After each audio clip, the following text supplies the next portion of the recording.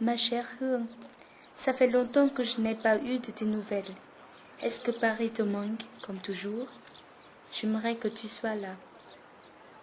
Je me suis beaucoup baladée en cherchant le charme du Paris de ta mémoire. Dans ta mémoire, je n'avais pas vu le Paris des cartes postales. Ce Paris des touristes m'ennuie. Trop de merveilleux, trop de monde. Et c'est impossible de ne pas faire une photo.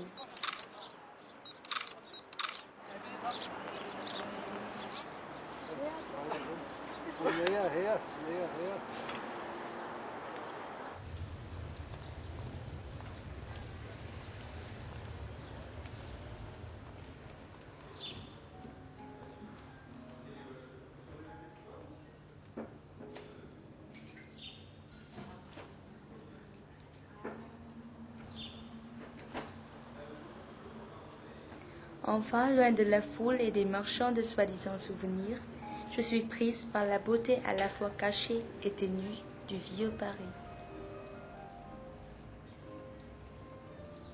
Avec l'écho de mes pas comme seul compagnon, j'ai pu voir, toucher, sentir, entendre et goûter ce Paris qui hante ta nostalgie.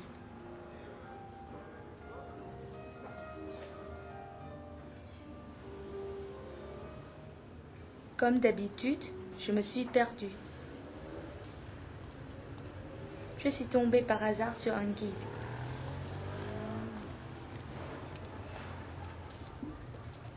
Il déclenche l'hilarité des passants. Mais moi, je ne rigole pas trop, car je ne peux pas m'empêcher de penser que chez nous, nous devons nous cacher pour exprimer notre amour. On explique que cette peur du qu'en dira-t-on est liée à notre culture asiatique, à notre tradition. Mais je pense que ce sont des préjugés dans notre âge. Allô, salut. T'es pas là? C'était quoi là? Je serai sur le quai de la Tournelle en bas à 17h30. Tu vas venir? À tout à l'heure, hein? Au revoir. Bisous. Qu'est-ce que cela peut faire si je ne dors pas chez moi une nuit, si je fais un baiser à mon copain dans la rue, et si mon copain n'est pas un Vietnamien?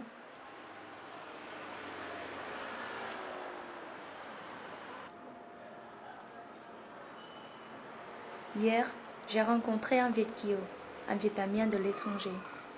Excusez-moi, monsieur. Chào em. Chào anh nói được tiếng Việt ạ? Anh biết nói một chút thôi. Em có điều kiện anh chỉ giúp quai de la Tournelle. Tu parles français? Oui, un peu. Ah bon, bah tant mieux. Quai de la Tournelle, Oui, c'est à côté là. C'est 5 minutes à pied. Je peux t'y emmener si tu veux. merci, c'est génial. Ouais, je t'en prie. C'est quoi ce bouquin? Ah oui, ça c'est... Ça passe bien avec...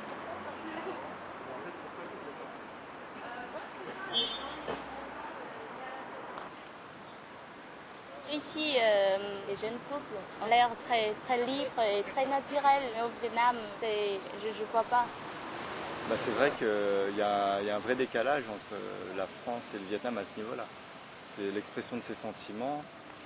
Quand on voit en France, quand on est avec quelqu'un, on se promène main dans la main, on s'embrasse dans la rue quand on veut, pour se dire au revoir, dire bonjour. Au Vietnam, moi l'image que j'ai dans la tête, c'est les petites motos au bord du lac, la nuit, bien cachées, les couples donc à deux sur la petite moto. Et en fait, il n'y a qu'à ces moments-là où ils ont leur petit moment d'intimité et ils peuvent exprimer leurs sentiments l'un à l'autre. Et c'est vrai que dans la rue, pendant la journée, on ne voit jamais un Vietnamien et une Vietnamienne se tenir la main, par exemple. J'ai eu quelques relations avec des filles là-bas et pendant la journée, elles n'ont jamais le droit de sortir. Donc, parce qu'elle s'est mal vue par la famille et ils ont peur que le voisinage donc voie qu'elle sorte tout le temps. Donc elle est aperçue comme une fille un peu frivole, et, enfin voilà, pas sérieuse. Et ça me gêne. Enfin, je veux dire, alors que le garçon, lui, il a un peu tous les droits. Et puis même dans la famille, il suffit de voir dans la vie quotidienne, la vie, des parents. C'est toujours la maman qui fait un petit peu tout à la maison. Bon, le papa est censé ramener le revenu. Enfin, mais bon, ça c'est une autre époque. Enfin, je veux dire que voilà, il y a la femme, je trouve, ça a beaucoup moins de possibilités de s'épanouir, a beaucoup de restrictions comparé aux garçons, quoi, à l'homme. Ça, Et aussi, à cause de ça, la liberté de s'exprimer dans la famille aussi, ça me gêne parfois. Par exemple, dans ma famille, on s'exprime pas beaucoup de sentiments. On dit jamais qu'on m'aime. Mais je connais bien, je sais bien qu'on m'aime, mais on dit jamais. mais ça reste dans la Ouais. mentalité. Enfin, Ouais. je pense qu'ils sont très pudiques, les Vietnamiens. Enfin, même justement dans la famille, ils se disent pas les choses, mais ils le pensent. Enfin, j'espère. Oui, oui, je me demande pourquoi on ne dit pas qu'on s'aime quand c'est ça, c'est la vérité. C'est vrai, c'est vrai. Mais même, je prends l'exemple de ma famille. Bon, avec ma maman, on a des rapports un peu plus ouverts qu'avec mon papa. Donc, ma maman souvent me pose la question, mais est-ce que tu m'aimes? Moi, pour plaisanter, je dis non, non, je t'aime pas, maman. Mais, de toute façon, je pense le contraire, je l'aime ma maman. Mais par rapport à donc à la relation que j'ai avec mon papa, donc lui, à l'inverse, ça reste quand même très fermé à ce niveau-là, quoi, au niveau sentiment. Même si on sait très bien qu'on s'aime l'un et l'autre, quoi. Mais je pense que ouais, c'est un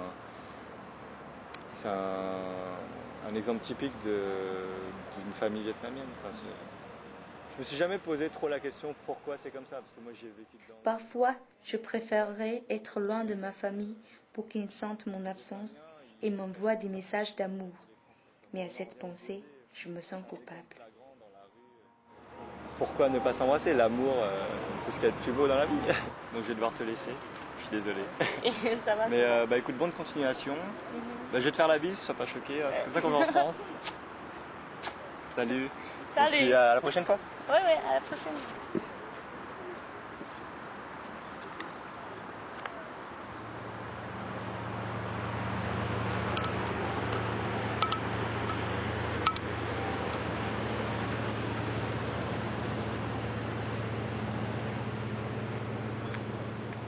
J'ai subitement eu l'envie de faire un baiser de cinéma à mon copain Charlie. Je ne sais pas comment va réagir ma famille tant traditionnelle quand ils sauront que je suis tombée amoureuse d'un étranger. Comme j'ai osé aimer, j'oserai parler. Moi, je suis fière de ça.